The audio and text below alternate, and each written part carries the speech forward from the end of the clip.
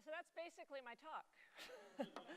Now, I was so pleased that Mika invited me because I actually do not have a theory today. I have a puzzle. And there are a lot of really smart technologists and organizers here, and I'd like to get people thinking about this puzzle. But before I get to the puzzle, I want to just talk briefly about two things that I think are happening. One is that in the last, depending on your scope, 30 to 90 years, we've seen a real rise of the First Amendment and a real kind of dominance, that when you go to the Supreme Court, the First Amendment has become an amendment first among equals in some ways. If you want to make a strong argument, you want the First Amendment on your side. So it was used recently to strike down laws limiting minors' access to violent video games. It's used to slow public food and health perspectives, and it's most notoriously been used to strike down laws in campaign finance.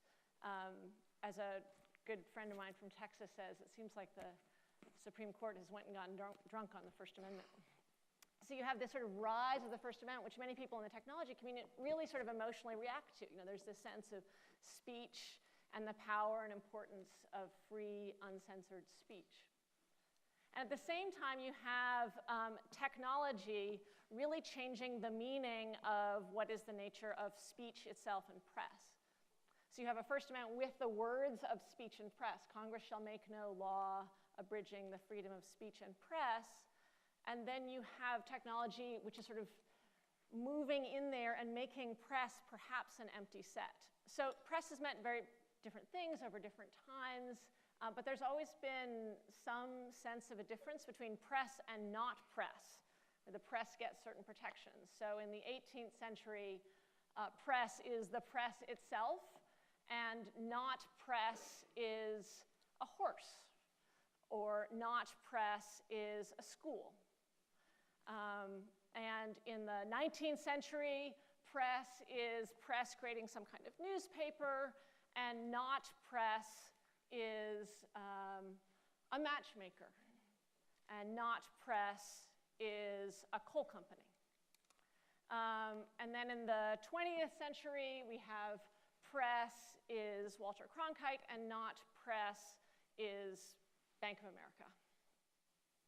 So that when you then look at journalist shield laws or protections from seditious libel laws and their encroachment, you say, okay, Walter Cronkite gets these protections and Bank of America does not. And then in the early 20th century, you see, early 21st century, we see the rise of blogs, and there's some discussion. Okay, what are blogs? Well, blogs seem more like press than not press.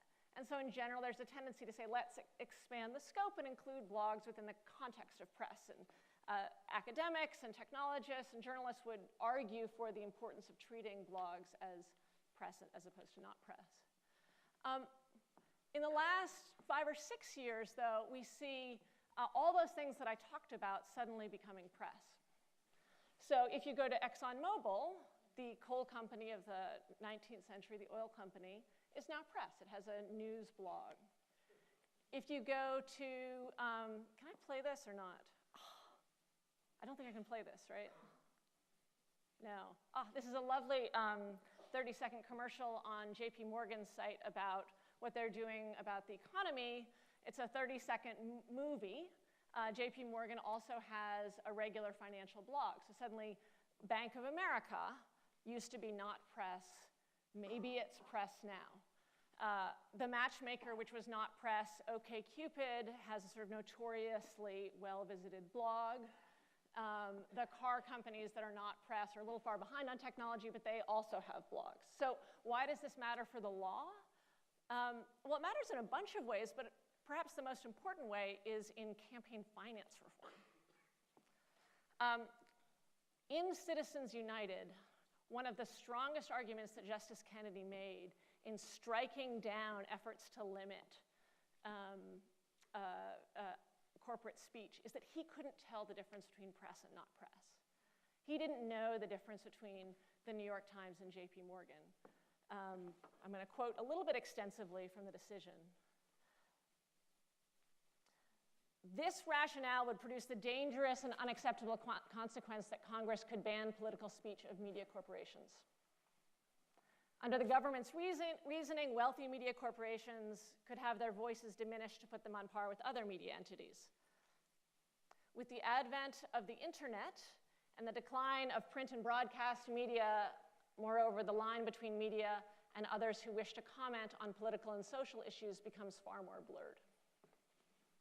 So I think there's many, many problems with Citizens United. I think it's a really horrifying decision, and I actually think it's, we're up here in this last panel loosely talking about power and sex and all the exciting stuff, but what it does is it really gives extraordinary amount of power to non-representative, non-accountable large institutions. We're already seeing the effects, and we're just beginning to see the effects.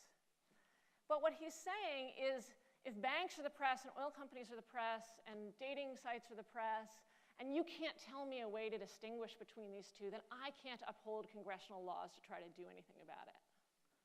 So this is the puzzle I bring to you, because most of the people who raise this are people who want to allow for sort of unfettered corporate speech. I don't want that. I do want to figure out a way to protect some of the things that we care the most about the press. So who's thinking about this? Some people on the right who are trying to support these and a few legal academics.